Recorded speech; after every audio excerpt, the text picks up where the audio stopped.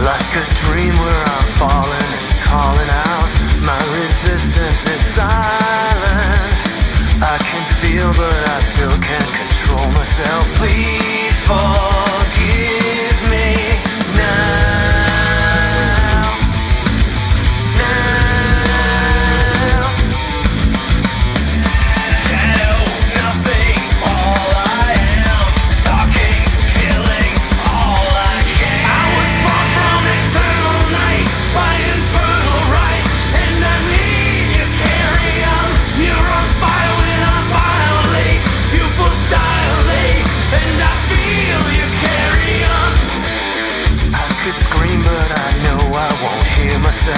I'm a slave to synapses.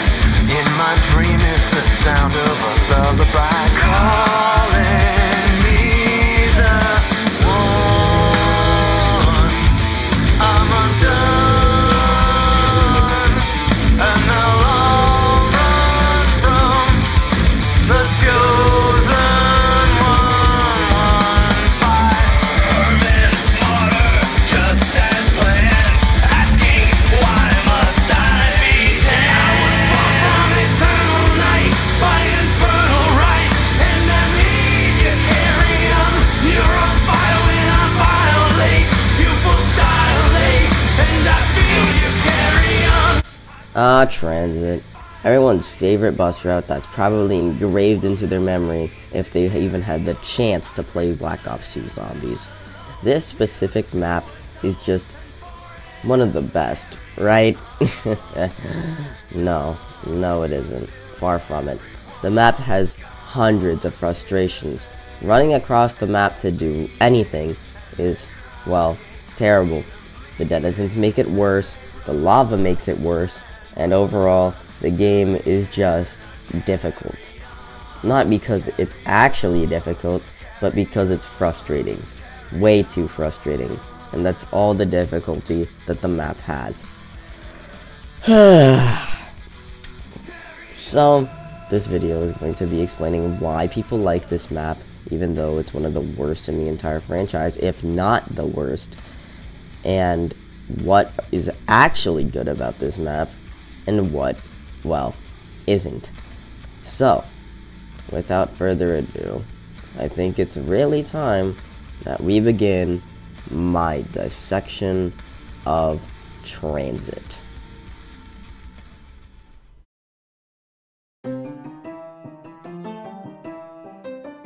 If you've played TranZit when you were a youngin', or just when the mode dropped with quite a few friends, then perhaps you remember this map for some things.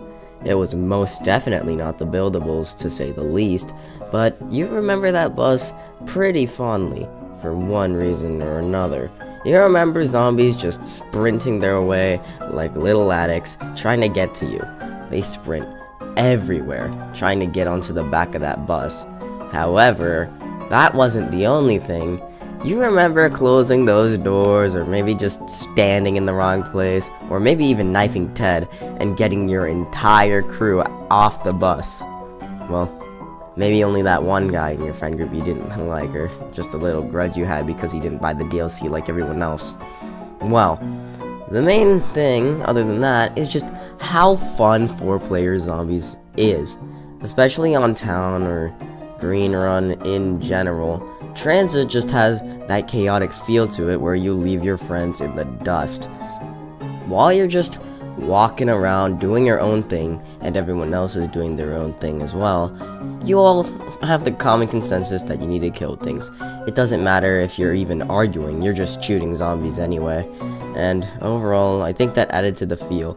Just how fun it could be to do whatever you wanted with a bunch of different friends. It was a pretty fun and interesting time, but that's not what we're getting into. We're gonna get into why this map is actually good.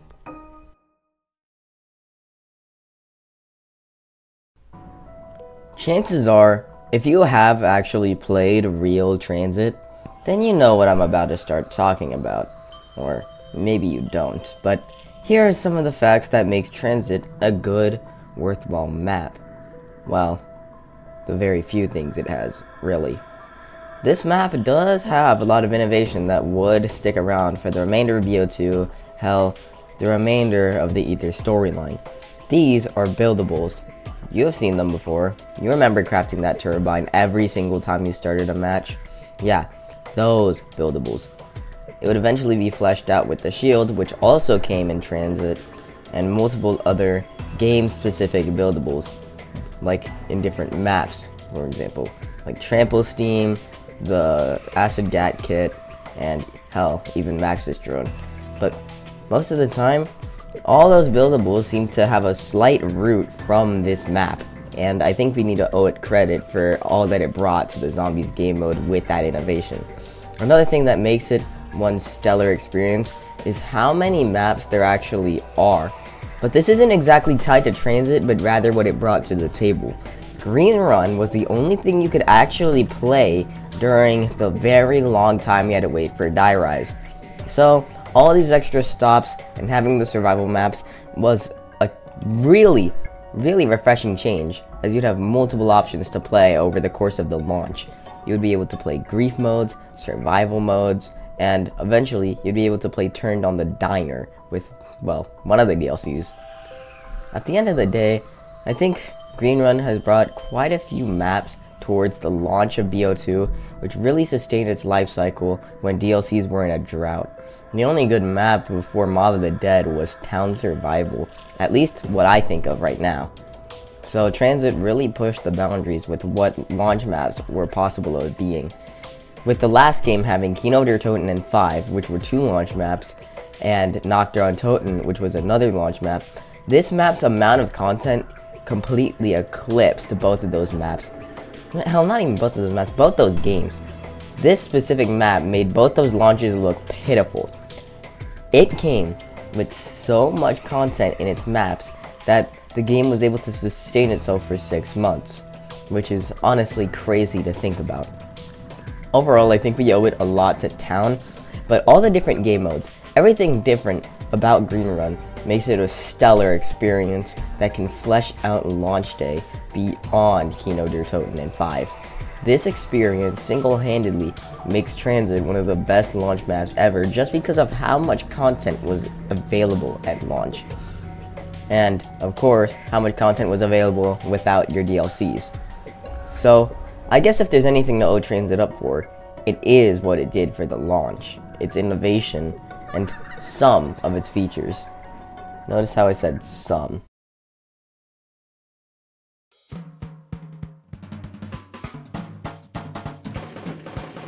TranZit has a lot of things wrong with it, and I feel like it's undeniable that it has frustrating features. It has no special rounds for max ammos, it has those damned denizens, and one of the most interesting thing with one of its buildable pieces, the escape hatch, is the fact you can only have one, which makes a real frustrating deal, really.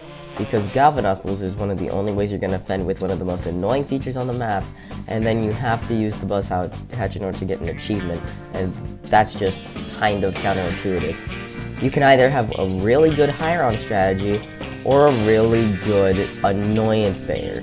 In this way, the trap is the fact that you can't use the hatch twice.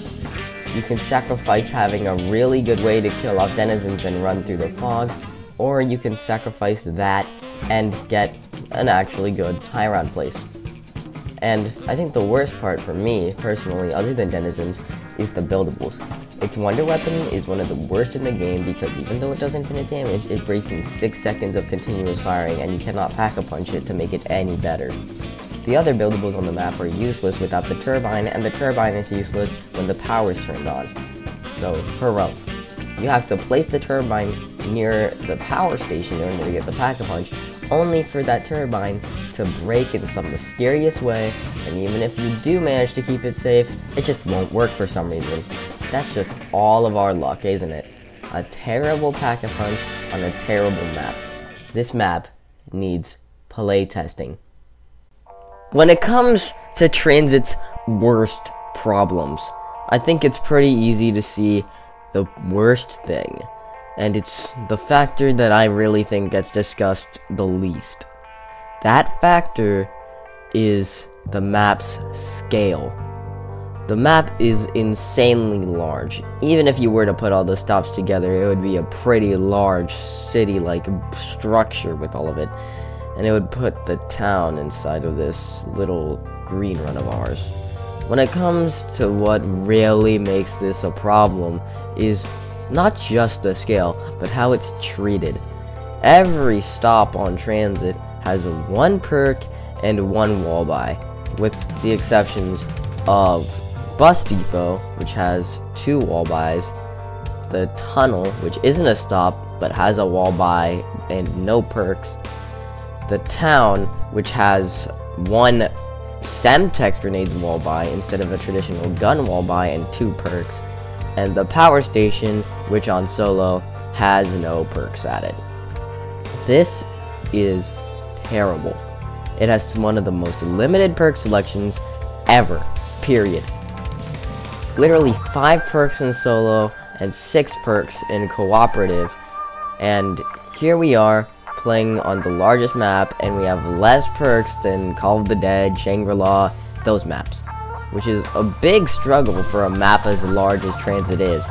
It's sad, pitiful, and I just don't know how to really go on without saying that this is the most under-recognized problem with this map.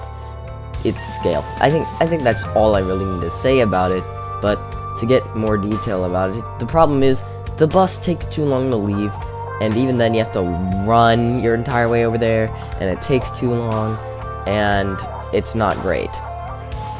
It just spreads out the map's content in so many different directions. Kino works. This one doesn't. Every perk machine is about the same distance as Kino at the least, away from each other, and at the most, they can be miles away. On TranZit, you have to run an actual marathon to even get to another stop. It's terrible. You run too long to actually reach a stop of importance, and even then, the map is just too slow with its pacing to make anything actually worthwhile. The worst part about the largest scale of the map is the fact that they didn't do anything about it. There could have been a second box location, and that second box location could have been anywhere. If there was a second mystery box, a lot of problems with this map would be solved, instead of being, well, this. It isn't great, and it isn't fixed, and it's just terrible. Just terrible. The map spreads out an entire map's worth of content over 31 Nox, which is the smallest map by comparison, which is a lot. I think you could fit Verrucht in a lot of these stops, which is just insane because that map has 4 perks spaced pretty close together. Shino Numa has them spaced not too far apart either, but TranZit? No, the perk machines are miles away from each other, and you have to sprint from stop to stop, venturing in the fog with annoying denizens and lava pits in order to get anything done.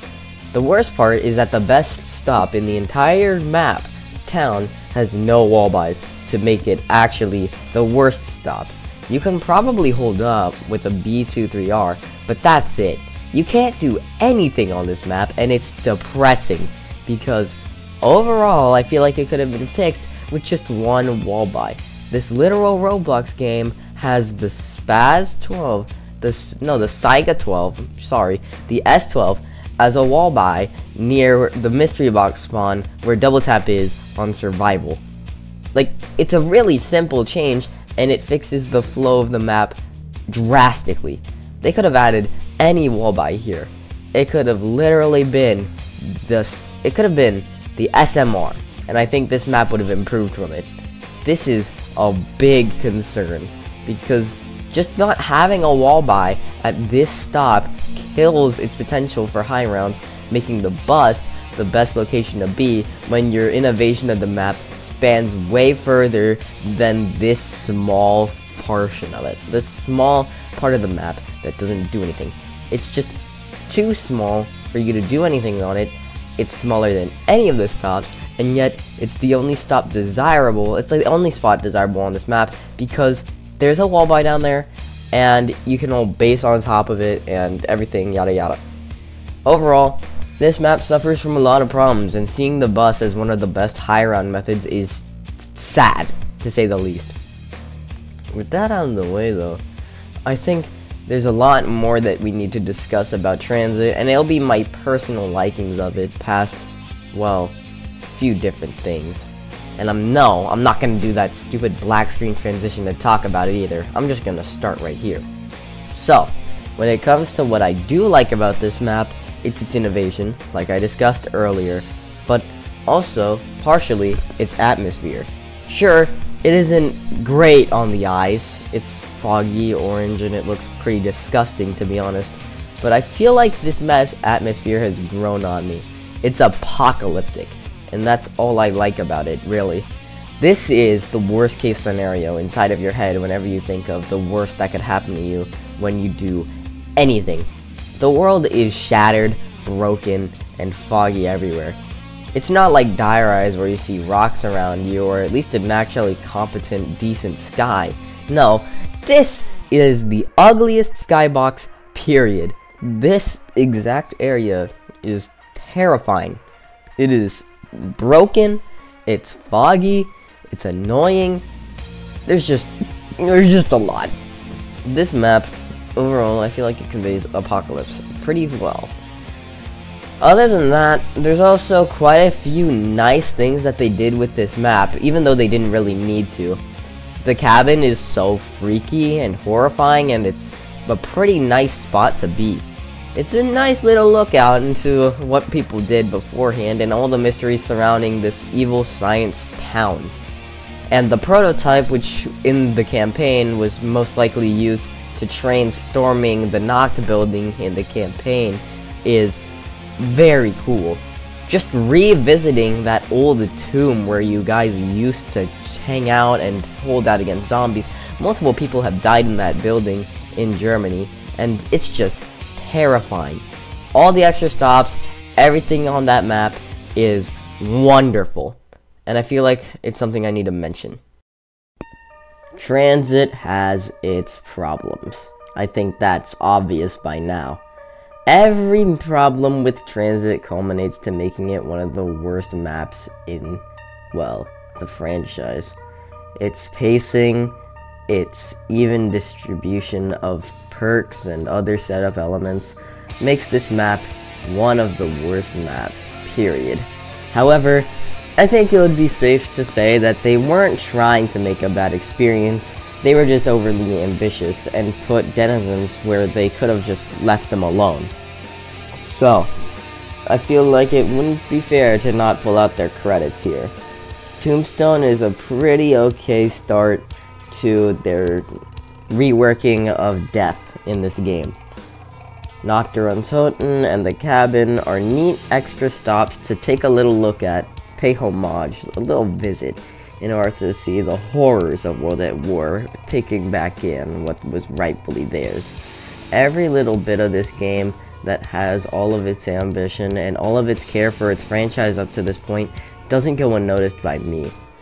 If you like TranZit, I don't blame you. It has a bunch of little neat Easter eggs, it has a lot of care put into it, and overall, I feel like it is one of the best chaotic 4-player experiences in all of Zombies. So, I don't mind if you just want to sit back, relax, and play a little TranZit with Ted and your 3 other homies, or any amount of homies really. If you like TranZit, then good for you, but it is my second least favorite map for a reason.